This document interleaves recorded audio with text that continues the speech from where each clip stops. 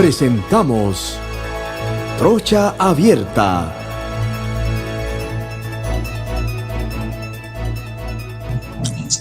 Bienvenidos a todos los que me están sintonizando a través de KW Continente a nivel nacional, y también estamos en las redes, en YouTube, en Instagram y en Spotify. Bueno, estamos siempre con nuestro primo querido y adorado Eduardo Castillero Lange. Un saludo a los oyentes de KW Continente. Un día más compartiendo con ustedes. Casi tiene un lapsus mental ahí. El doctor Jorge Gamboa Arosemena, ácido, que cuando se pone frente al espejo, él mismo se golpea. No inventa, yo estoy feliz porque este fin de semana va a haber entretenimiento bastante con las benditas alianzas, las cosas que van a salir. No creo que vayan a ser muy buenas, pero bueno, mira esto, tu candidato se va a quedar solito, pobrecito. Ese no es problema tuyo. Tu candidato. Mi candidato es la familia y para de contar. Mentira, tú has dicho que Martín y en caso tal, Martinelli. Bueno, yo por lo menos tengo a alguien que puedo vislumbrar que tendría posibilidades, pero eso no significa que yo esté con ellos. Agustín Sosa Peñalba.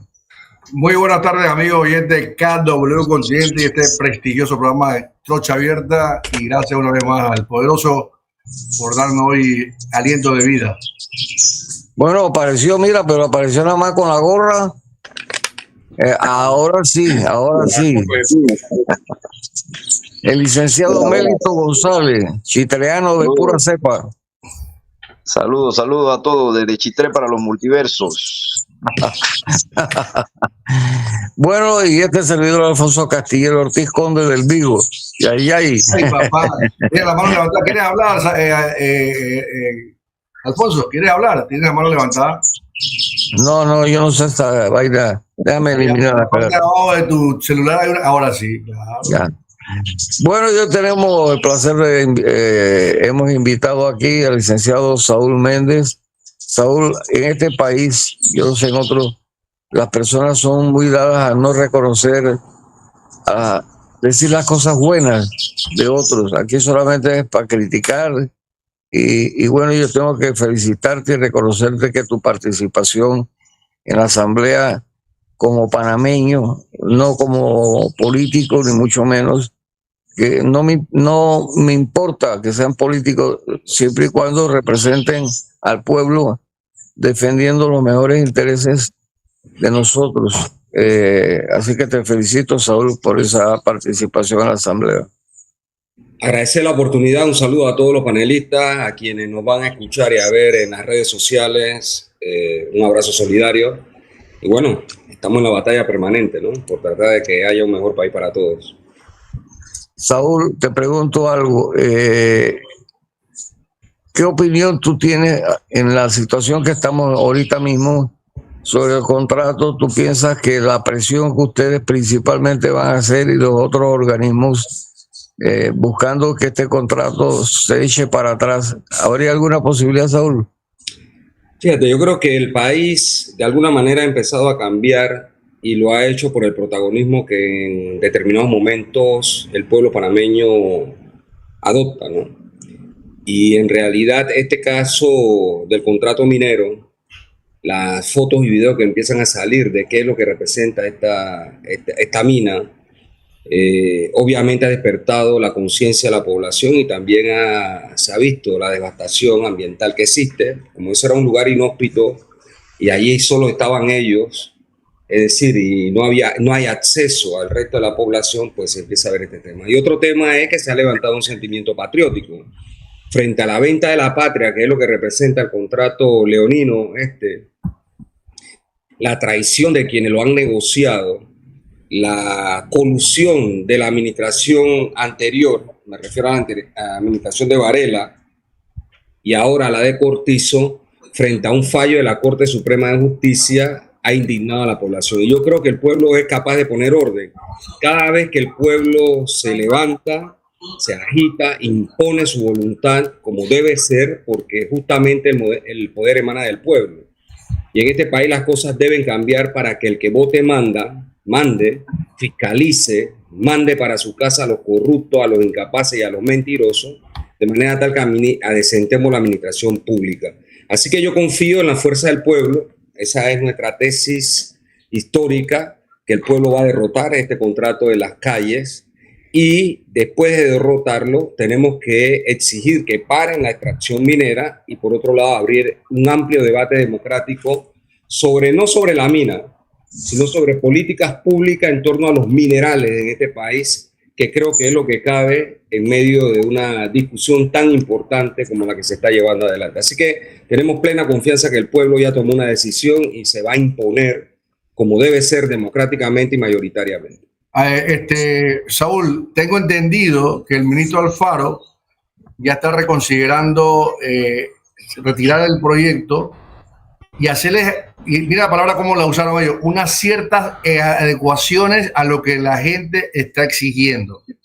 Pregunta, retirado el proyecto y que ellos vengan a querer maquillar, porque lo que entendí es que quieren maquillar más o menos lo muy sensitivo, ¿estaría dispuesto tu organización a aceptarlo o no aceptarlo?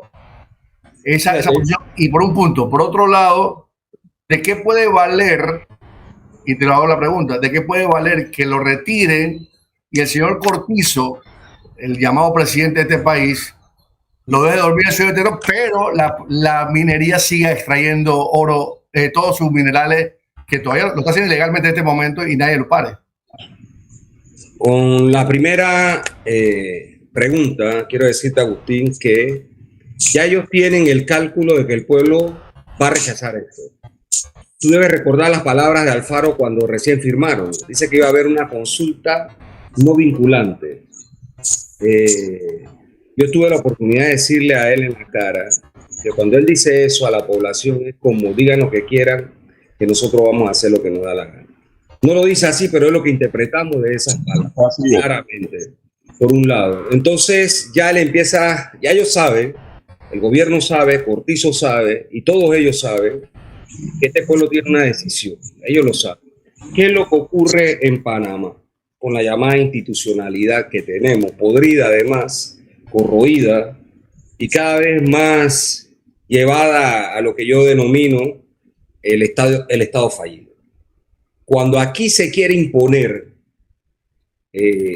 los intereses de los poderes económicos, es decir, los dueños del país que creen ellos que lo son, poder económico, tanto nacional como transnacional, aquí todo es maniable. Aquí hay un fallo de hace 5 años que nadie cumple. Si un fallo de esa naturaleza lo incumple cualquiera de los que estamos aquí, ya la Corte hubiera actuado. Debemos recordar que pasaron 20 años para que se hiciera un fallo. 33 magistrados de la Corte, 7 gobiernos, 7 asambleas de diputados. Es decir, porque al fin y al cabo quieren imponerle al resto de la sociedad, una cuadrilla de gente, menos de 100, lo que aquí nadie ha aprobado. En este país no se ha desarrollado un debate si queremos ser un país minero. ¿Cuáles son las aristas que esto debe traer como consecuencia? Entonces se está repitiendo el mismo acto. Pérez Valladares negoció de forma directa el periodo anterior, la asamblea lo aprobó, se declara 20 años después inconstitucional, 5 años para que se dé el trámite correspondiente ya de notificación, etcétera, y la mina sigue robándose los recursos. Escuche lo que estoy diciendo, están robando los recursos. Y como yo he manifestado, hay una asociación ilícita para delinquir de quienes estaban en el gobierno pasado y de los que están en el gobierno actual con la empresa y los poderes económicos. Aquí se están robando recursos valiosos, aparte del daño ambiental y la contaminación y lo que representa una extracción como esta, enfermedad a la población, se están robando los minerales. Y el Ministerio Público, este señor que se llama apellido Caraballo, bien gracias, y usted, él mira para otro lado. Cualquier persona que roba los recursos del Estado, obviamente, tiene que responder frente a eso. Pero toda la institucionalidad está torcida de tal manera que la Corte, que es la que debiese hacer cumplir el fallo, mira para un lado. Entonces, naturalmente, cuando esta situación podrida se da de esta magnitud, le corresponde al pueblo tener que enfrentarlo. Es lo que yo diría con relación al tema del maquillaje. Ahora, que ellos saquen, qué es lo que puede ocurrir, el contrato para, utilizo las palabras que tú dices, para maquillar. En realidad, la tesis nuestra es clara. Lo primero que tiene que ocurrir en el país es el cumplimiento del fallo de la Corte. El fallo de la Corte indica que eso tiene que pararse. Ese es un mandato, ahí no hay discusión, por un lado. Por otro lado, somos del criterio que lo que debe haberse, una vez se acate el fallo de la Corte y se cierre el proceso, debe abrirse un debate entre nosotros. Porque es decir, no vamos a poner a la gallina a cuidar el gallinero, porque, como tú acertadamente dices, van a maquillar, van a decir, no, ya adoptamos las medidas que el pueblo quería para tratar de imponerlo. Este es un problema que trasciende al señor Cortizo, a su gabinete y a los diputados y a los magistrados de la Corte Suprema de Justicia. Este es un problema del país que atraviesa muchas aristas que debe ser debatido y discutido como nosotros la entendemos y además el pueblo debe tomar una decisión a través de un mecanismo de consulta directa y que defina qué vamos a hacer con todas esas posibilidades en torno a minería, no minería, moratoria minera, en fin, lo que tenga que salir de una discusión de esa. Ya en el diálogo centenario, cerrando brechas que llamó Cortizo, quienes participaron ahí, lo que acordaron es que el gobierno debería dar una moratoria minera y abrir el espacio de discusión, pero ellos no respetan ni siquiera eso. Entonces, este es parte del problema que tenemos en Panamá. Bueno, hay que reconocer que la organización que tú representas es prácticamente la única que ha estado en la pelea por todos los desaciertos y entuertos que tiene la administración actual. Pero me da mucha lástima que los estudiantes de la universidad, que siempre han sido combativos, estén tan pasivos, tan tranquilos, ¿no? Entonces, el miedo que les tiene el gobierno es a ustedes, porque ustedes sí son de presión, organizados, etcétera, etcétera. Ese es el temor que le tiene el gobierno. Lastimosamente, el resto de nosotros, ni fu ni fa. Entonces, si ustedes no estuvieron metidos en este escenario, creo que el contrato pasaría sin ningún problema, pero lo han aguantado es por la presión de calle que ustedes tienen, ustedes, los indígenas, que bueno, que los respaldan, y esa es parte de la tranquilidad que yo en lo personal lo veo así, lo siento así. Así que no vienen movimientos de calle, de presión de los grupos, diferentes grupos que se van a unir a la actitud que ustedes tienen. Fíjate, hay los frentes de masa, es cierto que juegan un papel determinante, pero también hay otro tipo de organizaciones, ONG ambientalistas, hay juristas, biólogos. Es decir, ha sido muy amplio el sector y el abanico diverso, incluso ideológico, político, que se ha pronunciado en contra de este contrato. Sí, pero no tienen el poder de... No, Saúl, no tienen el poder... Hacia allá iba. Es decir, eso es bueno, a mi entender. Es bueno porque no se trata sino de un sentimiento nacional. Luego entonces los frentes de masa, que es lo que tú has indicado, que se movilizan. En realidad los estudiantes han sido duramente reprimidos. Hace un par de días atrás eso fue duro, ahí hasta la 1 de la madrugada, con los estudiantes de la universidad. Yo he visto movilización y me ha llamado la atención, por ejemplo, en Río Sereno, un pueblo fronterizo con Costa Rica, donde se ha organizado caravana, en Chorrera, marchas en la noche de las comunidades.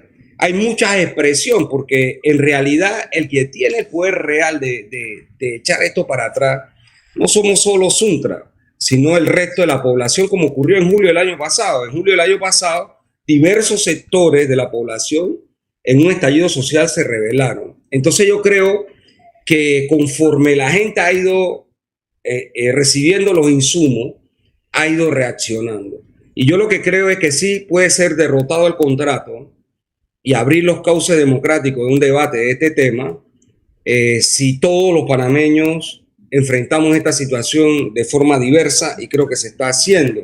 Y el Suntra está jugando un papel como lo ha jugado en el marco de los últimos 33 años, de enfrentar este tipo de políticas entreguistas que ponen en entredicho la soberanía nacional, que afectan el ambiente, que afectan la legislación laboral, el código agrario. Esta es una ley, ustedes recuerdan la ley Chorizo de Martinelli, el problema que generó en este país, y cuando pretendió vender las tierras de Colón, ustedes recuerdan eso, ¿verdad?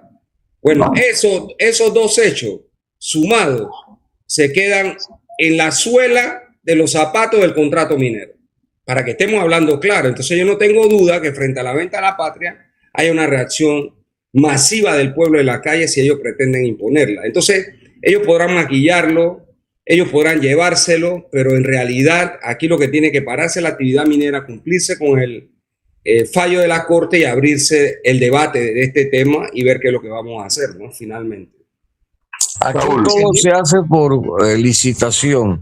Hasta la compra de culitas se hace por licitación. Yo no entiendo cómo no pudo abrirse, ya vencido el contrato, la Corte pronunciarse de que esto no era conveniente.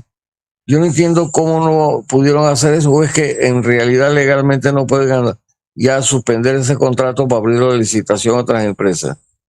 Fíjese, yo creo que cualquier ciudadano entiende que la máxima corporación que interpreta las leyes en el país se llama Corte Suprema de Justicia. Si eso no sirve y si eso no es parte de la institucionalidad nuestra, pues apaguemos la luz y vámonos, regalemos el país. Entonces, cuando First Quantum le compró a la empresa canadiense que tenía la concesión inicial, ellos sabían que existía una demanda de inconstitucionalidad. Ellos compraron ese riesgo. Sabiendo eso, también se sabía que podía el contrato declararse inconstitucional. Cada empresa multinacional, antes de hacer su inversión, hace un estudio de factibilidad de su negocio. Y obviamente ellos deben asumir la responsabilidad de sus actos. Entonces aquí no podemos decir que legalmente no se puede hacer nada, porque legalmente ya se hizo. Hay un fallo de la Corte Suprema de Justicia. Que eso se lo han pasado por la parte más oscura de su cuerpo, Varela, Cortizo, los ministros, etcétera. Bueno, ya esos son 500 pesos distintos. Pero si algo queda de institucionalidad en este país, es que nosotros no podemos dejarnos someter por una empresa transnacional que viola, que roba nuestros recursos, que viola todas las leyes. En estos momentos, esta empresa está violando el Código Penal, el Código Minero, el Código de Trabajo, el Código Civil, todos los códigos. La Constitución política la está violando. O sea, ¿cómo que no podemos hacer nada? Lo que pasa es que quienes nos están gobernando no han querido realmente hacer nada, porque aquí hay mucha plata en juego. Ahí está el secreto. Ahí está el secreto. Llegaste al punto, porque realmente es lo que yo vengo diciendo en varios programas, Saúl, que el problema no es la compañía minera. Eso de que ellos están imponiendo, no, yo no creo que haya imposición, simplemente se le ha entregado a ellos por parte del gobierno actual esa concesión tan leonina como tú dices. Yo estoy en desacuerdo con que ellos estén violentando. Lo están violentando las autoridades nuestras, que no están haciendo cumplir su objetivo por el cual están puestos en esos puestos. Ese es el verdadero problema. Una corte que ustedes fueron estos días atrás y lo rechazaron a ustedes cuando fueron a la corte, no les dejaron entrar, quiero para presentar un recurso o algo. No quisieron recibir un recurso. Eso, un presidente que le importa un bledo con este país y no le importa lo que está diciendo el pueblo, que van a sacar un contrato para maquillarlo, para decirle, hicimos lo que ustedes quisieron más o menos, porque hay que balancear. Entonces, para mí la responsabilidad no es de la empresa como tal. La responsabilidad es de este gobierno y los gobiernos antecesores de que han hecho que esta empresa haga lo que le da gana porque es permisible por las autoridades. Esa es la parte. En el Código Penal hay una figura que se llama asociación ilícita para delinquir. Es decir, hay gente que se pone de acuerdo para hacerlo. Y en este caso, no solo lo está haciendo el gobierno, sino lo está haciendo la empresa. Pero además, ellos sí tienen una mentalidad colonial. Lo decimos con toda propiedad. Yo he visto 2 ministros de Trabajo parados en la puerta de afuera de la mina y la mina no lo deja entrar. La mina, yo lo he visto, y nosotros entramos ahí sí o sí e hicimos valer la soberanía nacional. Ellos acaban de despedir más de 200 trabajadores, violando el Código de Trabajo. En realidad, ahí sí hay una actitud de colonia de esta gente. Claro, patrocinado por el gobierno, obviamente, eso no lo vamos a ver. Entonces sí hay colusión para imponerle a la sociedad panameña la actividad que se está dando. Yo no tengo duda de eso. Fíjese, se acaba de caer un helicóptero del Senan. Dice que tienen una base en la mina y ya hay especulación qué tipo de material viajaba dentro del helicóptero. He visto notas que dicen que pudiesen haber estado sacando oro en ese helicóptero.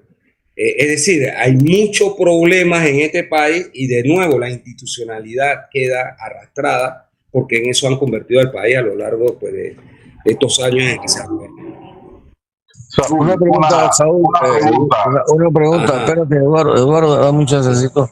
Una pregunta, Saúl. Ellos andan calaqueando que hay más de 7.000 panameños empleados, después hablan de 40.000 en total indirectos. ¿Cómo se puede probar que están los panameños y que todos los que están trabajando ahí pagan la cuota del seguro social, impuestos, etcétera, etcétera? Fíjate, los números son, en realidad, la fuente es la empresa. Ellos son los que dicen eso. Ellos le contrataron a Indexa, a Felipe Chapman, le contrataron un estudio para, claro, hacer su cliché publicitario que hay 7.000 puestos de trabajo y que se generan 40.000 indirectos. Eso no existe, en realidad. Ese estudio es solo de ellos para la propaganda que ellos tienen, por un lado. Por otro lado, si se pudiese verificar, habría que ver la planilla de Seguro Social para ver cuánto es lo que ellos reportan ahí de los trabajadores que están. Pero aún regalémosle la cifra de 7.000 trabajadores directos. Este es un problema nacional, este no es un problema de 7.000 panameños. Supongamos que sean los 7.000 todos panameños. Eso no es un problema de 7.000 personas, es un problema de carácter nacional. Estas 7.000 personas que están trabajando frente a un cierre de esta empresa, obviamente hay que garantizarles sus prestaciones laborales, hay que ver cómo es el proceso de cierre, hay que ver cómo se les reubica o se absorbe parte de la mano de obra que allí está laborando entre el sector privado y público, de manera tal que esto no es un problema que se suscribe a 7.000 personas. Este es un problema de país que tiene que ver con los 4.4 millones de habitantes que estamos aquí. Así que el número que ellos manejan no hay cómo corroborarlo frente a la pregunta. Es un número anárquico hasta hoy. Saúl, ¿qué contenía la solicitud que no le aceptaron a ustedes en la Corte? Fíjense, nosotros lo que habíamos presentado es un incidente exigiéndole a la Corte que haga cumplir el fallo, un incidente de desacato. ¿Quiénes desacatan, a nuestro entender, la orden dada por la Corte? En primera instancia, el gobierno. Tanto el gobierno anterior como el actual han desacatado la orden de la Corte, por un lado. Y por otro lado, los terceros que están allí, es decir, Minera Panamá o First Quantum, están obviamente violando el fallo. Entonces nosotros lo que conceptualizamos es que la Corte tiene la obligación de hacer cumplir el fallo. Pero en esos tecnicismos que ustedes conocen, que es lo que yo le llamé la baba jurídica del secretario general de la Corte cuando nos recibe, él se puso exquisito. Él dice que nosotros no somos parte en el proceso y por ende no podemos presentar el recurso. La obligación de todo servidor público es atender una solicitud hecha por los ciudadanos. Incluso un documento debe ser recibido y después, si jurídicamente no cabe, ellos tendrían que decirlo. Él se negó a recibir el documento. Ese es un acto que concita, como nosotros lo entendemos, un delito penal y se está estudiando la posibilidad de querellarlo penalmente. ¿Y por qué hablo de la baba jurídica? Porque ellos, la Corte Suprema me refiero, demoraron 20 años en dar un fallo. Cuando Morgan y otros empezaron a meter recursos que no cabían, demoraron 5 años en desestimar todo eso? ¿Por qué no le rechazaron de plano a Morgan y Morgan todos los recursos que presentó y decirle esto no cabe aquí, señor, cumpla?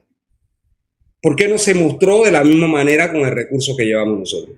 Porque todo esto es maniable. Por eso es que yo digo que es baba jurídica, porque en esos tecnicismos obviamente se esconde la ejecución real del fallo. Pero además, fíjense que este es un problema de carácter nacional y en las acciones constitucionales cabe la posibilidad de que terceros, no parte de los procesos, hagan alegato en el mismo. Bajo ese prisma, si estamos hablando de un contrato que afecta a la nación o que vincula a la nación, cualquiera de los ciudadanos panameños debe entrar como parte en ese proceso por la afectación que hay. Pero bueno, por eso se negó el señor a recibir el recurso. Finalmente llevamos un notario, levantamos un acta notarial y vamos a presentar algún recurso jurídico frente a este tema.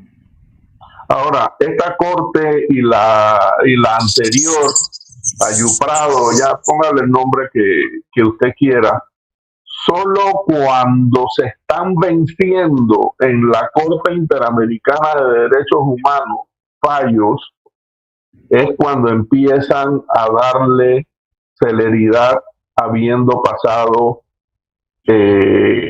como dice, 20, bueno, en el caso de los trabajadores del IRRE, del que yo formé parte, 33 años. 33 años.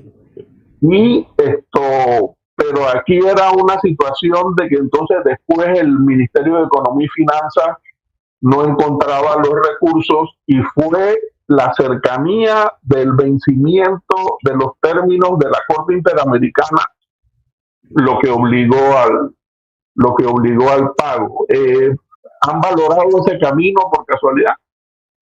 Fíjate, todavía no hemos pensado en acciones a nivel internacional, aunque hay 14, por lo menos, tratados, convenios suscritos por Panamá con relación al ambiente que pueden activarse. Estamos viendo la parte ambiental para ese caso en particular. En el caso del fallo de la Corte Suprema de Justicia, en realidad la disposición tanto del Código Judicial como de la Constitución los obliga a ellos a tener que hacer cumplir el fallo. Pero fíjese, yo dije hace un rato que por ahí pasaron 33 magistrados antes del fallo, para que usted tenga una idea de lo que representa la institucionalidad en este país. 33 magistrados. Y el caso de Jerónimo Mejía, que a su despacho eso le llegó cuando recién casi fue nombrado, el último recurso que se presentó con un abogado apellido sevillano y luego una ONG CIAN en el 2008 presentó un recurso. Bueno, unos meses antes de irse Jerónimo, de 10 años, porque yo estaba nombrado por 10 años, ¿verdad? Fue que sacó la ponencia del fallo, ¿verdad? Nosotros demandamos ese contrato inconstitucional también en el año 2015. ¿Qué hicieron? Ellos agarraron la demanda de sevillano y decían y la acumularon. La de Suntra la dejaron afuera. ¿Para qué? Luego cuando fallaron dijeron, no, aquí hay sustracción de materia porque ya hay un fallo. Ellos tenían que acumular las 3 demandas. Por eso digo que aquí en realidad la baba jurídica, cuando la quieren tirar estos funcionarios de alto vuelo, son los exquisitos. Pero mientras tanto todo este tipo de maniobra y acto delincuencial no pasa nada. Porque quiero decirle algo, aquí hay un crimen de lesa patria. Eso se castiga si es funcionario público de 20 a 30 años. Es decir, ¿qué significa lesa patria? Venta de la patria. Y aquí no cabe duda que lo que se está haciendo en esa mina, extrayendo los minerales, robándoselos, sí, en complicidad con quienes están gobernando, pues simplemente están lesionando los intereses de la patria. Fuera de lo que dice el contrato minero actual o la propuesta de contrato minero no aprobado aún, que ceden espacio aéreo, aguas marítimas, aguas dulces, terreno. Es decir, esto realmente es bochornoso. Y otra cosa del fallo que da Jerónimo Mejía, lo da cuando ya se cumplieron los primeros 20 años de la concesión minera. Es decir, que todo lo tienen calculado. Obviamente, si hubiese una verdadera justicia, cada funcionario público en la Corte, en la Asamblea, en el Ejecutivo que hace un acto como esto debería estar en la cárcel. Debería estar en la cárcel. El tema es quién juzga al magistrado ese o al ex magistrado ahora por ese fallo de 20 años. ¿Quién juzga a aquellos que no quisieron darlo a conocer hasta hace 2 años atrás, creo que fue? O sea, ¿quién los juzga a ellos? Porque aquí no hay una corte constitucional que pueda decir, ¿sabes qué? Yo te voy a demandar a ti porque tú tienes que tener responsabilidad con el tema. Y aquí realmente, como tú dices, aquí no hay justicia, aquí hay justicia selectiva, aquí como ustedes son Suntrack o lo que quieran llamarlo ustedes, siempre no tienen cabida en esta situación cuando hay un tema que es a nivel nacional. Entonces aquí también duele eso, que al final se van, este gobierno sale el otro año y no ha pasado nada. Y tiene que comenzar a pasar cosas en este país para poder solucionar las cosas, porque aquí hay que dar ejemplo ya estamos hartos de estos de gobiernos todos, que más que todo van a su rebusca a querer gobernar por una nación, que este sinvergüenza de presidente, cuantas veces dijo lo que dijo en campaña, nada cumplió. Ahora la excusa va a ser que simplemente la pandemia lo amarró, cuando tenemos una deuda aproximada de más de 20 mil millones de dólares que este gobierno solamente ha hecho. Es que Saúl lo dijo al principio. Saúl lo dijo al principio y yo lo retomo y lo he estado diciendo hace mucho tiempo. Vivimos un estado fallido y no es de este gobierno ni el anterior, sino desde que salimos cambiamos de la dictadura militar a la dictadura de los civiles, porque no hay Estado de Derecho. Si no hay Estado de Derecho, vivimos una dictadura. Ellos acomodan, interpretan las cosas a su manera, lamentablemente. Y ahora, si nos enfocamos nada más en los detalles del bendito contrato, vamos a volver a fallar. Tenemos que ampliar la mirada. La mirada es fundar una nueva república. Lamentablemente, si no se entiende así, vamos a seguir y los que tienen las riendas nos van a seguir aplicando lo que les da la gana con socios nacionales o internacionales.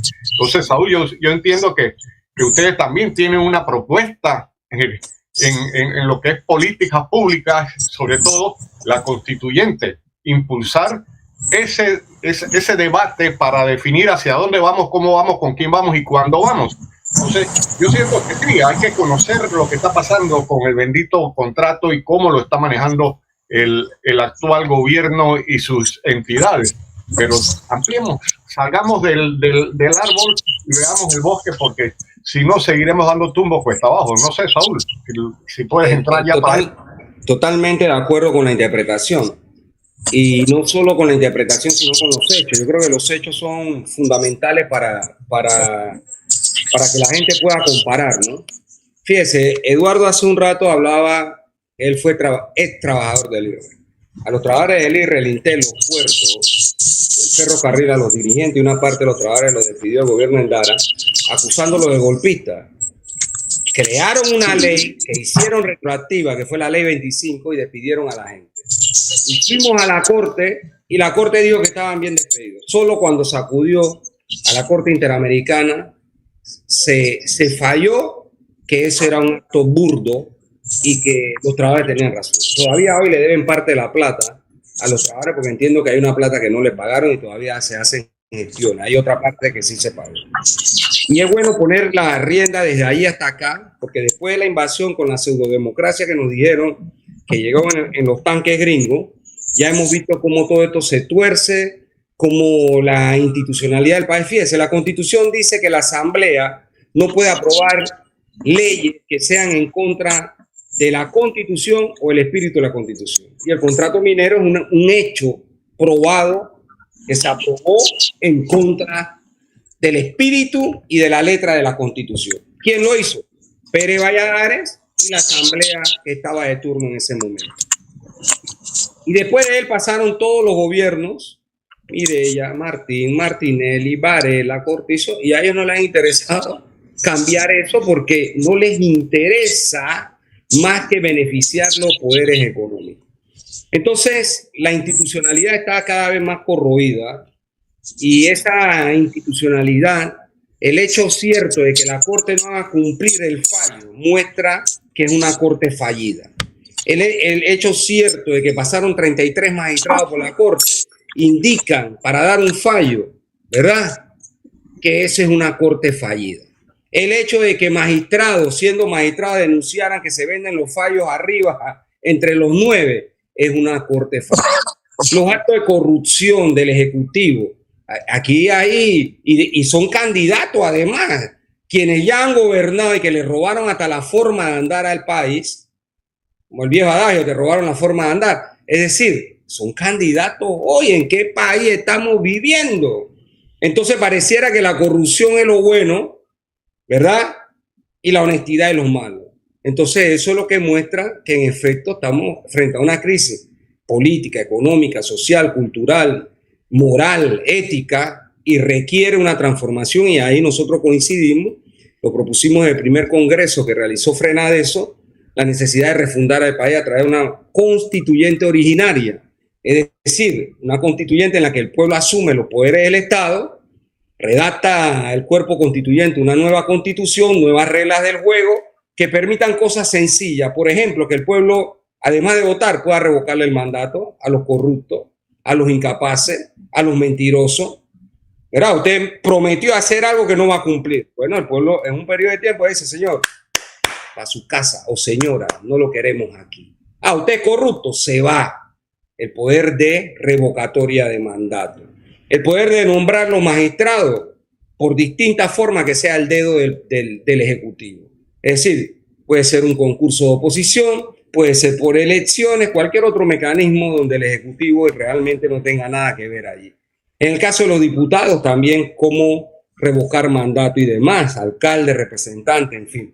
Es decir, es hora de que en realidad nosotros podamos, como tú dices, ver el bosque y crear nuevo Estado. Nosotros hablamos de democracia participativa, donde el pueblo no solo elige, sino fiscaliza, revoca mandato, en la que por fin y una vez por todas podamos poner un país en función de los intereses de todos y no solo de un grupo, y es necesario ver cómo todo este problema se va a atender. Pero obviamente todo eso no se va a dar sino hasta que se creen las condiciones necesarias, los niveles de concientización necesarios de organización del pueblo para que asuma el papel que le corresponde en medio de esta situación. Yo creo que el caso minero ayuda a esto, ayuda al desarrollo de esa democracia participativa que vimos en pleno apogeo en julio del año pasado y que se empieza a mostrar nuevamente en la base de la discusión de este contrato nefasto minero.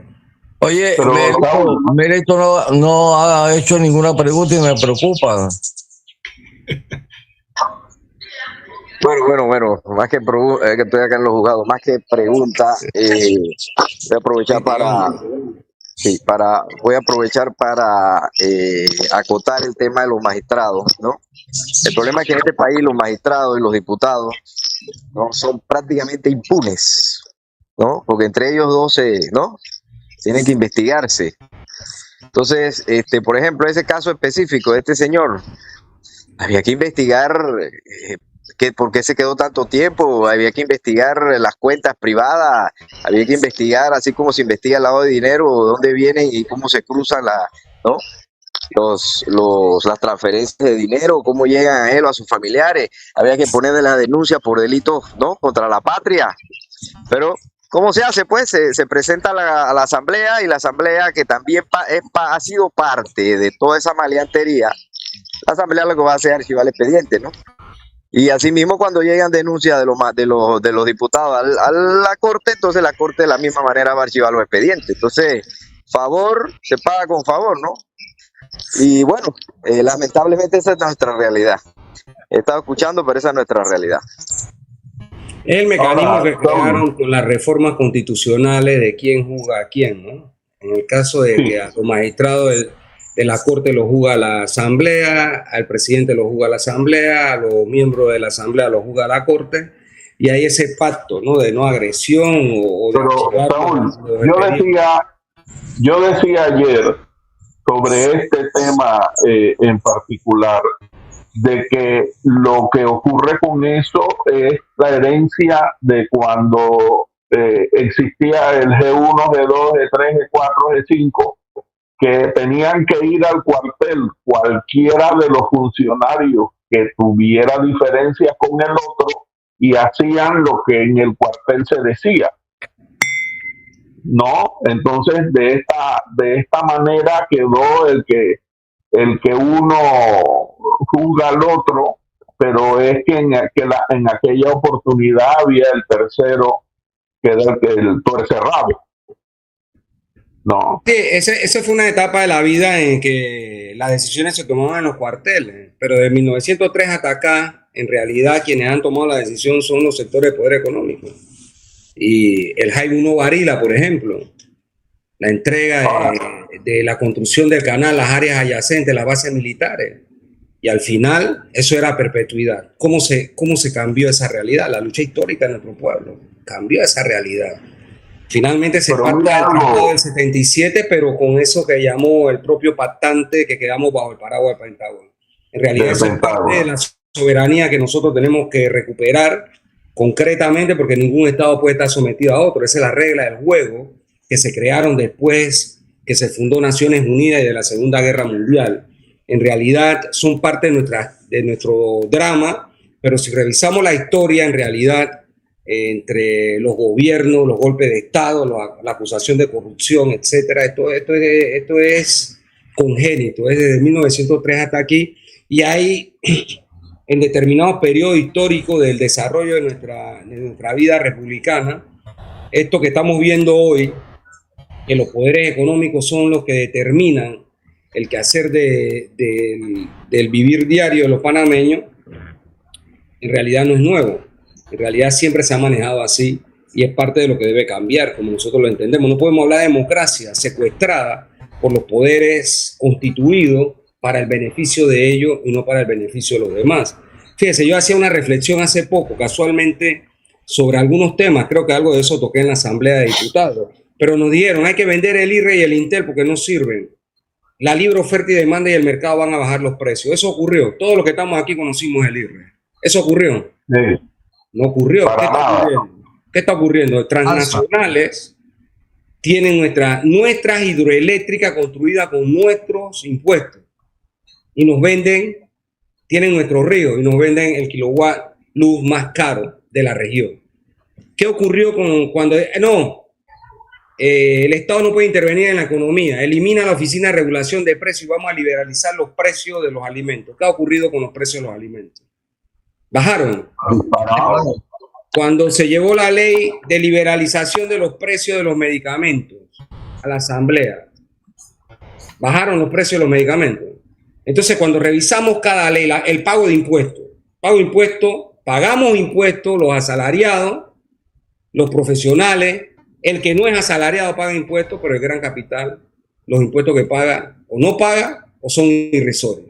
Entonces, obviamente, hemos creado una sociedad tan desigual que por eso estamos ubicados en el sexto lugar del mundo, segundo de América Latina, donde hay peor distribución de riqueza. Las políticas públicas fueron dirigidas para que lo que estamos viviendo se empeore cada vez más. Por eso el contrato minero no es distinto, por ejemplo, a las leyes que permitieron dar en concesión o privatizar islas, playas, costas. Busque la Constitución política. Dice, no se puede ceder, enajenar ni vender las islas, las playas, las costas del Estado Nacional. Pero hay leyes que lo dicen. Es decir, que hagan leyes en contra del interés nacional, en contra de la población, que hagan leyes en contra de lo que dice la propia Constitución, no es nuevo. Fíjese, privatizaron los casinos, los bingos nacionales.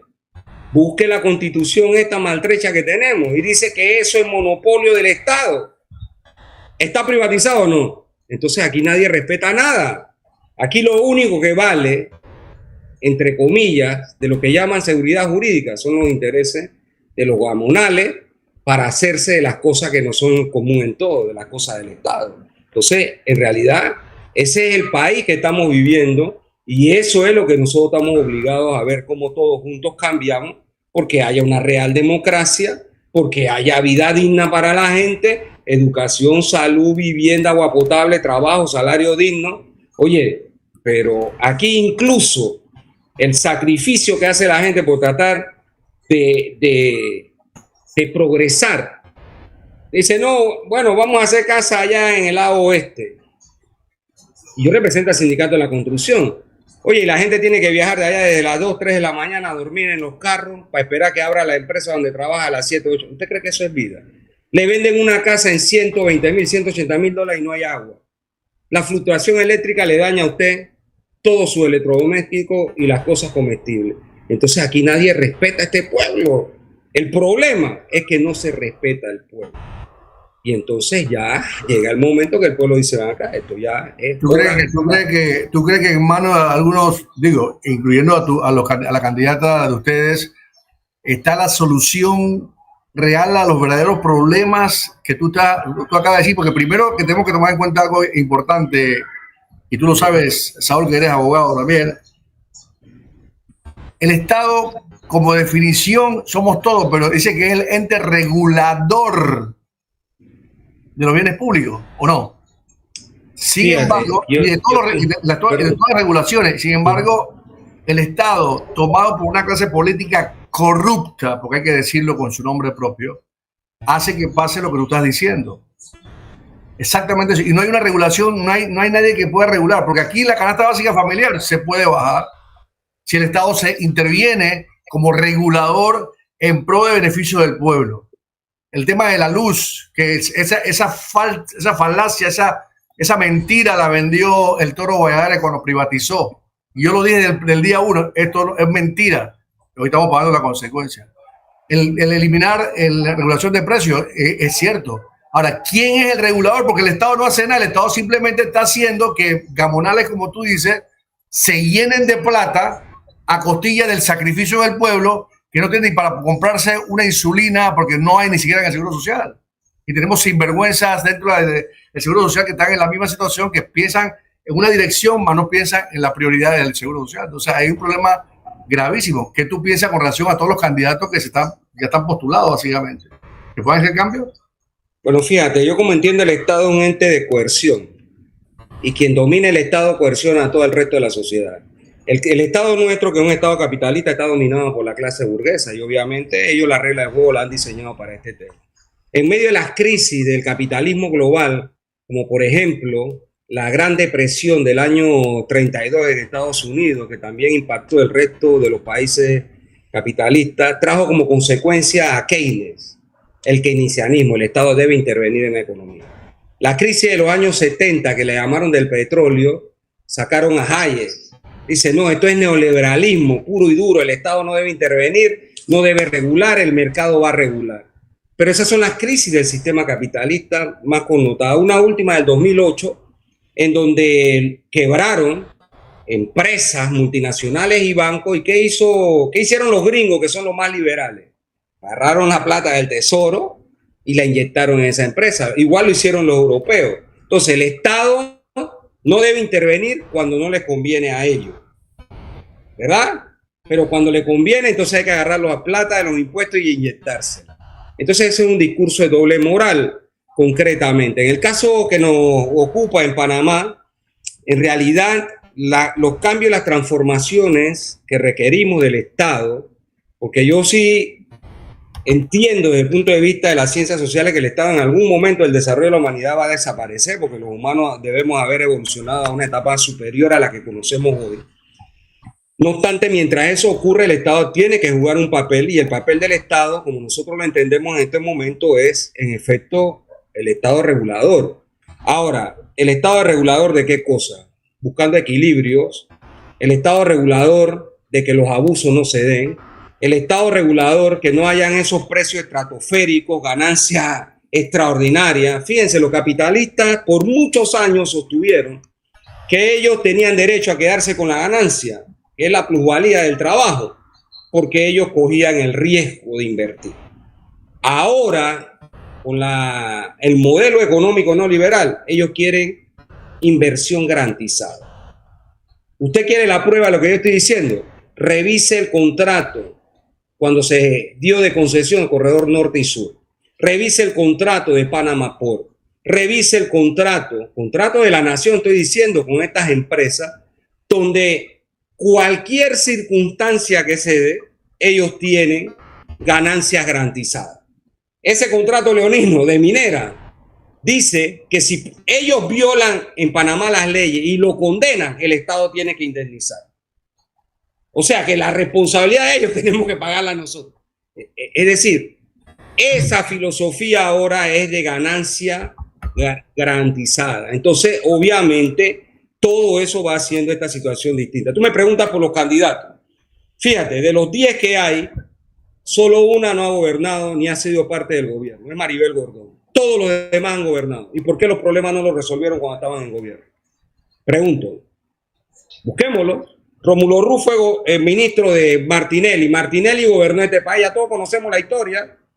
Así que ahí no hay que echar mucho cuento.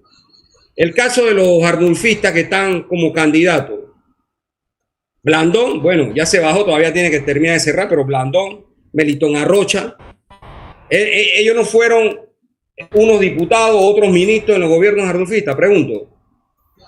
Los PRD, sí. Gaby Carrizo, de la administración esta tan desastrosa, ¿verdad? Zulay, que ha sido diputada del PRD varios periodos. ¿Por qué los problemas no los resuelven cuando están gobernando? Vámonos con Lombana. Lombana fue funcionario de Martín Torrijos. Martín Torrijos gobernó este país. Por ahí anda pavoneándose diciendo que salvó la caja. Lea el estudio que hizo la OIT. Dice que esa reforma terminó de empeorar la situación del sistema de pensión. ¿Por qué? Una explicación sencilla. Quienes estamos trabajando y no nos hemos jubilado todavía, estamos aportando para que cobren sus pensiones los que están jubilados. Pero cuando nosotros miramos hacia atrás, no hay nadie que va a pagar nuestras pensiones porque crearon pensiones individuales. Entonces, ¿quién creó este problema? Más agudo de lo que hay. Entonces, obviamente, son lo mismo de siempre, lo mismo de los 33 últimos años, que se han desgraciado en el país, en la mayoría de la población, y nos dicen que ellos son la solución. ¿Solución a qué? A que se mantenga el status quo. Entonces, obviamente, esta es una realidad que está planteada y ustedes lo saben, desde que nosotros decidimos crear partido y participar, las propuestas que hemos hecho al país, todos coinciden que son distintas a las propuestas que existen. Y las propuestas que hemos hecho en realidad están encaminadas a desentar el Estado, por un lado, a concitar la constituyente originaria que ha planteado Jorge, a hacer de un Estado participativo donde el pueblo en realidad sea actor de su propio destino y a crear institucionalidad nueva, porque lo que tenemos no nos está funcionando, no nos sirve. Entonces yo creo que ese elemento es interesante debatirlo y discutirlo, y en los torrentes de cambio que vive nuestra América es importante también que el pueblo panameño pueda alcanzar un momento en el que las cosas cambien y puedan ser mejor, ¿no? Usted no sería en el mismo modelo. El Estado debe jugar el papel que le toca jugar, que hasta ahora es un Estado de regulador, ¿no? ¿Usted no sería un modelo Venezuela si la profesora Maribel Gordón tomara el poder? Pregunto, mira, hay que ir porque queremos, o sea, sí, la opinión pública, déjame llevar el punto. La opinión pública, yo en lo personal no le tengo miedo a un gobierno socialista siempre y cuando se someta a las reglas del juego, que cuando tengan que entregar, entreguen y no mantenernos en una dictadura que ha llevado Venezuela, y hemos visto las consecuencias también en un Nicaragua. El partido, la gobernante, si llega a ganar, respetaría la democracia de hacer lo que estoy diciendo, pero al momento que me tengo que retirar, no hacer un movimiento. El abogado está litigando. Se abrió el micrófono.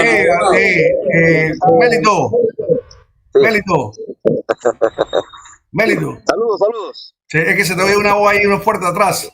Se te abrió el micrófono. Sí, entonces la idea, lo que quiero preguntar es porque yo sé que hay mucho temor de parte de la población de que el socialismo entre, pero que muchos sabemos que sea radical y venga con un principio. Oye, Agustín, perdona que te interrumpa, pero el tiempo se nos fue. Se acabó. Fíjate, solo un minuto para contestarle a Agustín. Mientras esa fábula nos la han metido a discutir aquí, no nos interesan los problemas que tenemos aquí.